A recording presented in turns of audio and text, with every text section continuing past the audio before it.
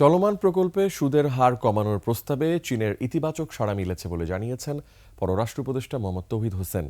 রাজধানীর পূর্বাঞ্চলে হাসপাতাল নির্মাণে চীনের আগ্রহ নিয়েও বিস্তারিত আলোচনা হয়েছে বলে জানান উপদেষ্টা। বিস্তারিত আকবর হোসেন সুমনের রিপোর্টে।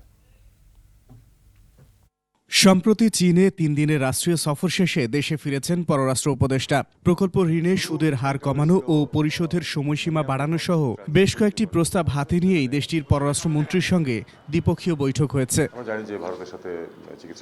ইস্যুগুলো নিয়ে সাংবাদিকদের সঙ্গে আলাপকালে চীনের ইতিবাচক আশ্বাসের কথা জানান উপদেষ্টা।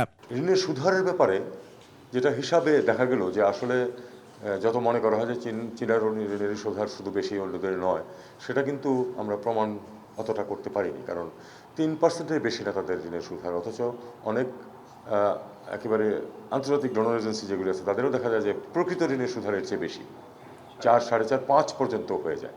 তো যাই হোক, তারপরে তারা আশা দিয়েছে যে তারা এটা দেখবে, যদি সম্ভব হয় কমানোর, তারা কিছুটা কমানোর চেষ্টা করবে, এটুকু আশ্বাস আমরা পেয়েছি। আলাপ হয়েছে ঢাকার উপকণ্ঠে পূর্বাঞ্চলে একটি চীনা হাসপাতাল নির্মাণের জমি সহ সংশ্লিষ্ট ইস্যুতে। একটি হসপিটাল তারা তো করে দিতে আমাদেরকে রাজি হয়েছে, বড় হসপিটাল, সেটার স্থান নির্বাচন নিয়ে কথাবার্তা চলছে। আমি বলেছি যে আমরা আমাদের হাতে সুন্দর জায়গা আছে হচ্ছে পূর্বাঞ্চলে, এবং পূর্বাঞ্চলে অনেক প্রতিষ্ঠান চলে যাচ্ছে এখন ইতিমধ্যেই, কাজে সেখানে আমরা তাদেরকে স্থান দিয়ে দেবো। ভিটামিন ও ফাইবার সমৃদ্ধ ফ্রেশ আটা ময়দা সুজি আপনাকে দিবে সুস্বাস্থ্যের নিশ্চয়তা। ফ্রেশ আটা ময়দা সুজি। এছাড়া পানি প্রবাহ সংক্রান্ত তথ্য বিনিময়ের বাস্তবায়ন পরিকল্পনার সই হয়েছে চীন সফরে। লক্ষণীয় কোনো পানি ফ্লো কমবে না, এটা তারা অ্যাসিওর করেছেন। আকবর হোসেন সুমন, 21 টেলিভিশন, ঢাকা।